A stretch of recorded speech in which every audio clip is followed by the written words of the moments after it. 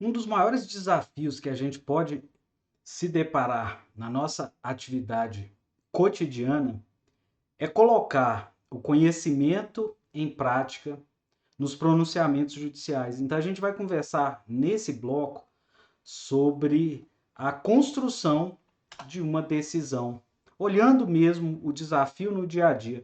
E aí eu faço já uma pergunta, agora que você está assistindo esse vídeo: como é que você começa a estruturar uma decisão? Qual é o passo lógico que você segue? Que caminho você trilha no momento de fazer uma minuta, elaborar essa decisão? Então, para a gente ter uma consciência jurídica mais clara, ao invés da gente ficar trabalhando sempre naquela perspectiva mecanicista de quem pega um modelo pronto e simplesmente trabalha de forma mecânica na adaptação dele, e não estou dizendo que a gente não faça isso, mas é importante a gente entender como essa decisão vai se estruturar. Então, em termos de estruturação, primeiro ponto, e sem querer esgotar, olhando mesmo numa visão bem prática, a gente vai trabalhar na perspectiva do desenvolvimento de uma argumentação jurídica pela técnica do raciocínio lógico dedutivo. Esse é o caminho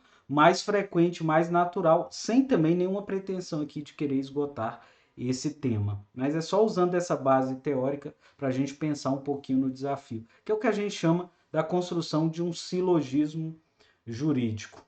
Então, o juiz ele exerce livremente o seu convencimento, mas ele precisa motivar. Motivar significa apresentar as razões jurídicas que levaram ao seu convencimento e, consequentemente, à solução que ele ali está apresentando.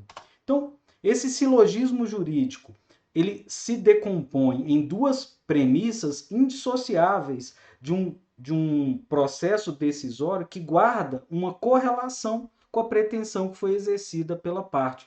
Então, vamos tentar materializar um pouco o que eu estou falando. Dentro do tema tutelas provisórias, há um pedido. Há um pedido ali formulado de uma medida antecipatória da tutela ou de uma medida cautelar. Só que esse pedido, ele não vem solto, ele não é apresentado de maneira aleatória na relação processual. Ele vem com um componente que traz as razões do exercício daquela pretensão. Então há uma motivação formulada pela parte, que é o que a gente chama da causa de pedir. Então, a todo pedido que o juiz apreciar, haverá uma causa de pedir que se decompõe, como a gente já estudou inclusive na nossa primeira aula, em fundamentos de fato e fundamentos de direito. Então, o processo decisório ele guarda uma correlação intrínseca com essa construção da causa de pedir e do pedido. Então, a decisão é uma resposta ao pedido, a fundamentação é uma resposta à causa de pedir.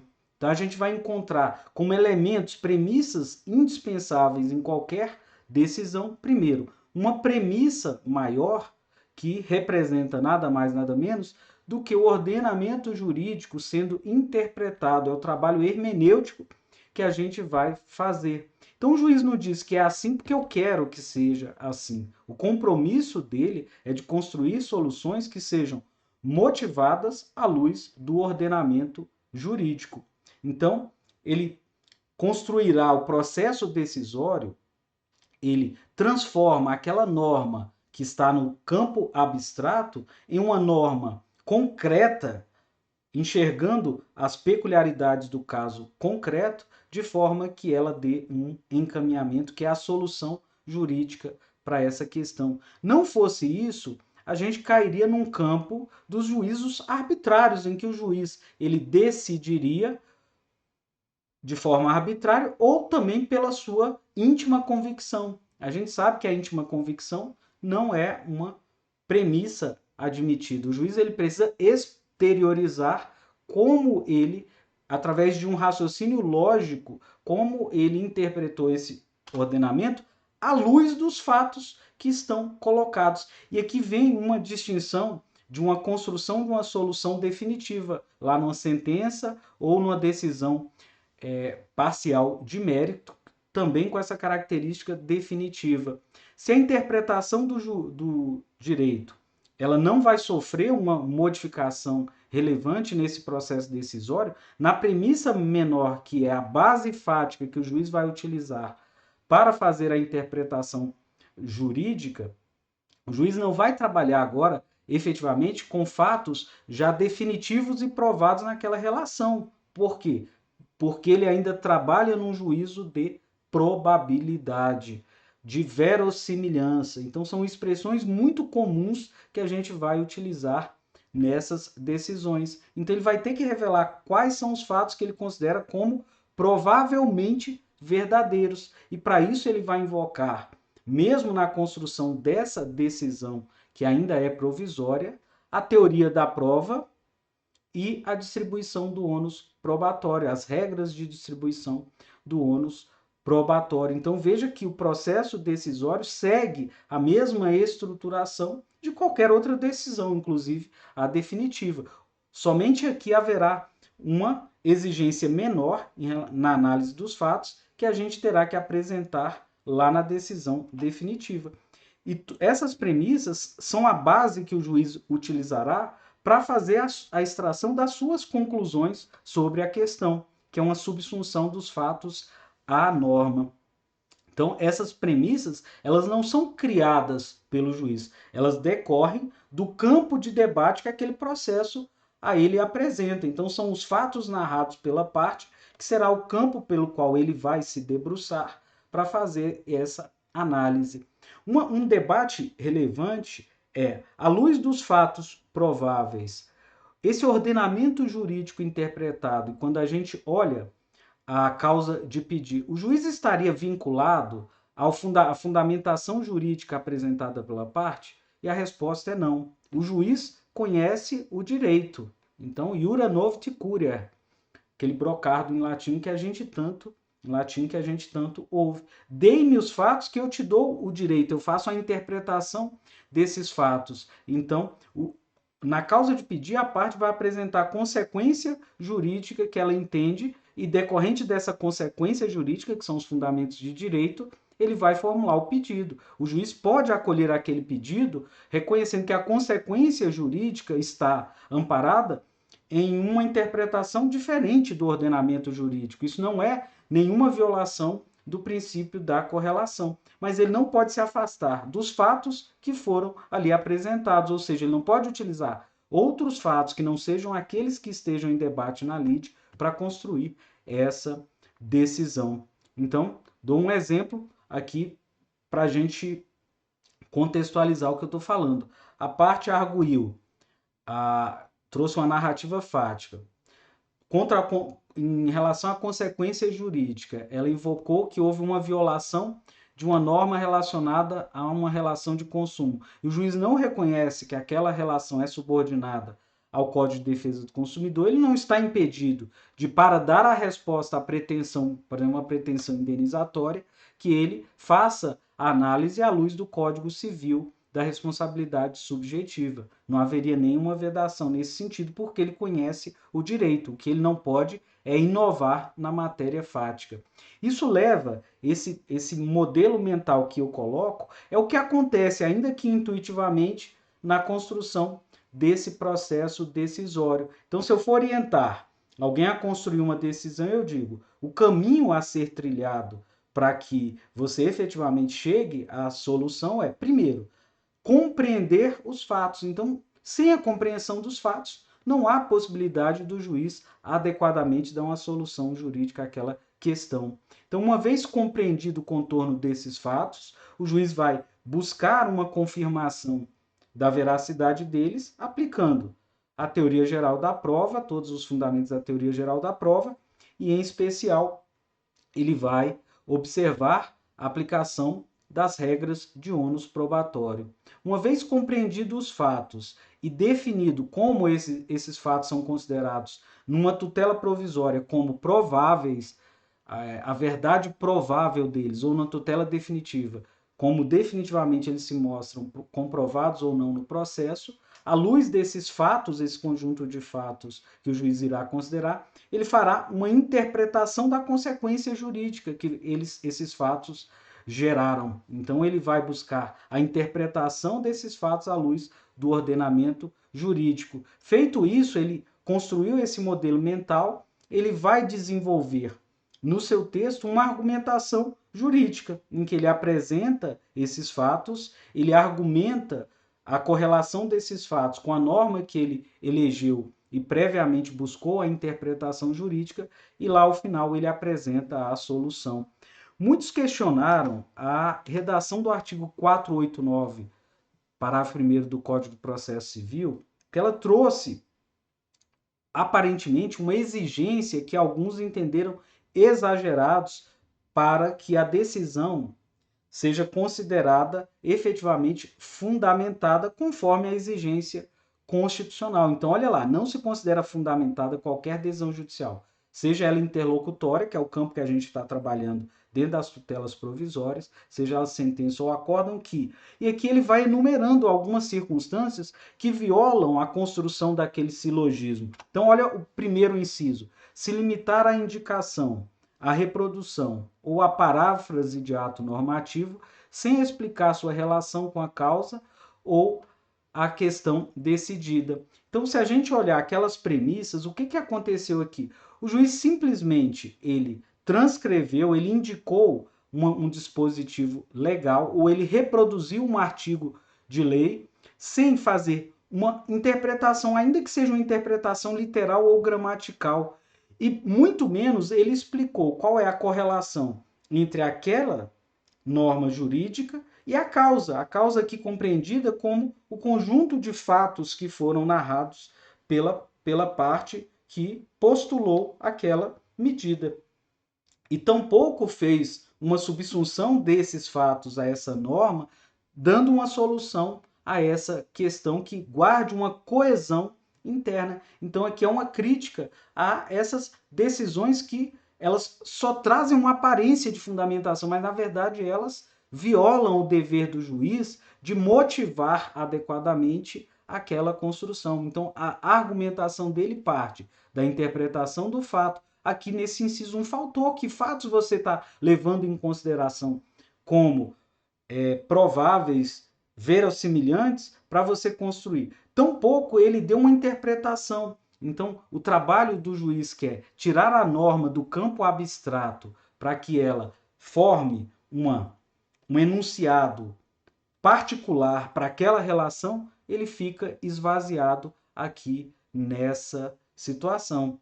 É alguma adesão no sentido, vou colocar uma coisa assim absurda para a gente entender o que se combate nesse inciso 1. A adesão que diz assim: presentes os requisitos do artigo 300, então só fez uma indicação ao artigo 300, defiro a tutela antecipada, e aí vem a decisão, ou seja, não tem fundamentação, é uma simples alusão genérica a um fundamento jurídico, sem contextualizar o que ele considerou como probabilidade do direito, onde que o direito estaria provável, e tampouco diz qual é o perigo de dano. Então, uma decisão nula.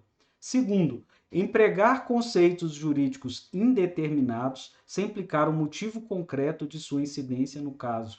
Então, a gente tem nos códigos um conjunto de conceitos jurídicos indeterminados, que o juiz ele precisa contextualizar aquele conceito jurídico pela imprecisão dele com o caso concreto. Então, até para que haja uma possibilidade de uma reflexão sobre o acerto na construção interpretativa, no trabalho hermenêutico, ele não basta ele dizer do conceito jurídico, ele precisa dizer qual foi o motivo. Então, se ele diz que ele violou a boa-fé, essa boa-fé como norma de conduta, ele precisa explicar qual é o motivo concreto, que ato concreto foi esse violador de uma norma de conduta que é a boa-fé processual de natureza objetiva. Qual é a sua relação com o caso para que ele aplique, eventualmente, uma sanção à parte? Então, ele precisa exteriorizar qual é a compreensão daquele conceito jurídico dentro da situação fática que ele está analisando. Então, veja, são violações no inciso 1 e 2 à premissa maior ou à premissa menor. você invoca a premissa maior, que é a norma jurídica, mas você não se dá o trabalho de interpretá-la e tampouco apontar qual é a correlação dela com os fatos que estão em análise naquela decisão. Terceira, invocar motivos que se prestariam a justificar qualquer outra decisão. Então, o inciso 1 e o 3, eles até têm um ponto bastante próximo. Então, são aquelas decisões em que o juiz usa uma fórmula geral e genérica em que ele aplica indistintamente a casos absolutamente distintos. Então, ele avança um pouco e diz assim: a situação revela a aparência do bom direito. O perigo na demora também é manifesto, tendo em vista que a demora na prestação jurisdicional poderá gerar um prejuízo irreparável de difícil reparação. Então veja que eu não saí do campo da abstração com isso.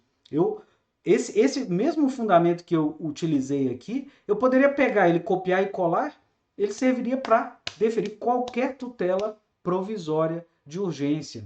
Por quê? Eu não justifiquei efetivamente com o caso concreto, com a premissa fática e fazendo essa interpretação jurídica à luz desses fatos. Então, uma decisão também incompleta. Ela não cumpre o dever constitucional de uma motivação adequada. A livre motivação do juiz, ela não é uma cláusula, um cheque em branco, uma cláusula em aberto, que ele simplesmente pode utilizar de uma aparente fundamentação para praticar atos que a parte sequer consegue acompanhar qual foi o raciocínio lógico ali desenvolvido para chegar à conclusão.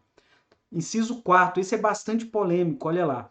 Não enfrentar todos os argumentos deduzidos no processo, capazes de, em tese, infirmar, e lembrar, o que é o significado da palavra infirmar? Contrariar a conclusão adotada pelo julgador. Então veja, não é que o juiz ele tem o dever de rebater ponto a ponto todos os argumentos invocados pela parte, mas ele tem o dever de rebater ou de se manifestar sobre todos aqueles que de alguma forma, ao menos em tese, seriam capazes de levar a uma solução, a uma conclusão diferente daquela que ele adotou. A jurisprudência do TJ e do STJ em especial, ela é pacífica nesse sentido. Não é necessário rebater todos os argumentos, mas ao mesmo tempo ela não pode ser lacunosa quanto a algum argumento que tenha relevância ou pertinência para conduzir a uma solução em sentido contrário. Olha, eu trago esse precedente aí do STJ até para a gente clarear isso. Conforme o entendimento pacífico dessa corte, o julgador não está obrigado a responder a todas as questões suscitadas pelas partes, quando já tem encontrado motivo suficiente para proferir a decisão. A prescrição trazida, aí vem aqui o caso, pelo artigo 489 do CPC de 2015, porque é a interpretação aí desse inciso 4, confirma a jurisprudência já sedimentada pelo Colégio Superior Tribunal de Justiça, sendo dever do julgador apenas enfrentar as questões capazes de infirmar a conclusão adotada na decisão recorrida. Então não há obscuridade, não há omissão, quando o juiz ele simplesmente nem se manifesta sobre argumentos que não guardam nenhuma pertinência e que não poderiam, nem em tese, nem no plano abstrato, modificar a conclusão que ele apresentou. Outra situação, olha lá. Se limitar a invocar precedente ou enunciado de súmula, sem identificar seus fundamentos determinantes, nem demonstrar que o caso sob julgamento se ajusta àqueles fundamentos. Esse é que talvez um dos maiores desafios, uma das maiores fragilidades nas decisões. É muito comum, e aí eu convido cada um de nós para fazermos uma avaliação crítica sobre aquilo que a gente constrói e aquilo que a gente tem lido, inclusive na jurisprudência. Então é muito comum a gente verificar a invocação do enunciado da súmula ou a invocação da tese firmada em um repetitivo, sem ter o cuidado, prestar atenção nisso que eu vou falar agora, de ir lá e ler a ratio decidendi da formação daquele precedente vinculante.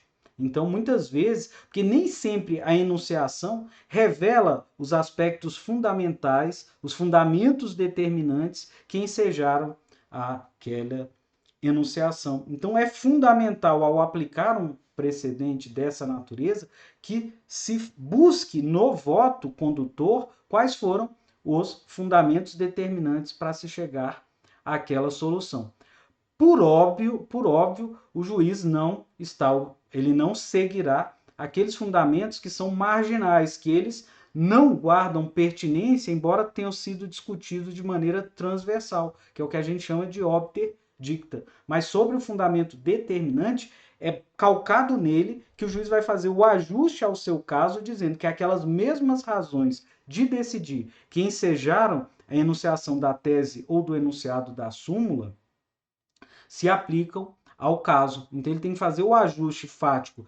Foram as mesmas, a situação fática naquele caso era a mesma, ou eu vou fazer uma distinção? E aí vem as técnicas que a gente vai aplicar. As técnicas de distinção, quando o nosso caso ele traz uma distinção quanto a esses motivos determinantes, e a gente invocando esses motivos que diferenciam da causa da ratio decidente do julgamento principal, a gente vai fazer a distinção. Ou em algumas situações, o juiz vai poder aplicar também a superação, desde que haja efetivamente uma superação desses fundamentos determinantes. Exemplo, o fundamento determinante estava ancorado em uma disposição legal que já foi revogada. Então, quer dizer, houve uma superação daquele precedente, porque a norma jurídica que forma a ratio decidente não está mais vigorando no nosso sistema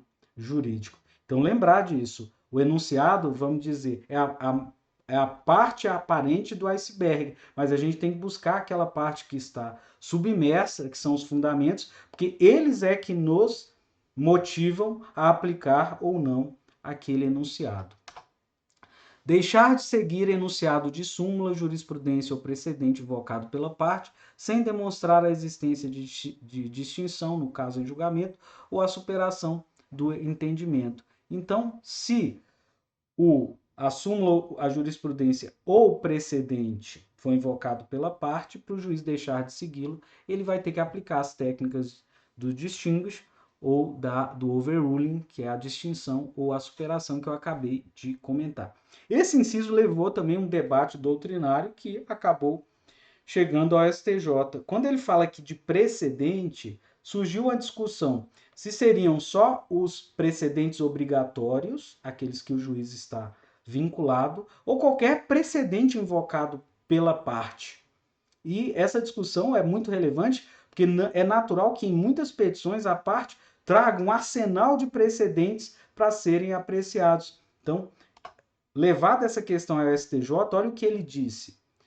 A regra do 489, parágrafo 1º, inciso 6, segundo a qual o juiz, para deixar de aplicar enunciado de súmula, jurisprudência ou precedente invocado pela parte, deve demonstrar a existência de distinção ou de superação, somente se aplica às súmulas ou precedentes vinculantes, mas não às súmulas e aos precedentes apenas persuasivos, como, por exemplo, os acórdãos proferidos por tribunais de segundo grau, distintos daquele a que o julgador está vinculado. Então, o STJ traz uma interpretação, aí nesse RESP, que diz que o juiz não está obrigado a rebater um a um os precedentes, mas tão somente aqueles que ele tem obrigatoriedade de seguir. E se tiver obrigatoriedade, ele vai ter que dizer as razões de não aplicabilidade, seja pela técnica fazendo a distinção, e aí ele vai ter que buscar a ratio decidente, seja pela superação daquele entendimento. Ok? A gente não vai passar para o próximo tema. Com isso, a gente aqui foi uma abordagem só para trazer à discussão o processo decisório para que a gente tenha uma consciência maior das exigências da motivação e qual é a lógica na construção dessa decisão. Feito isso, na nossa aula presencial, a gente vai trabalhar com casos práticos para a gente aprofundar, para a gente aperfeiçoar a construção dessa decisão. Então a gente encerra esse nosso bloco por aqui.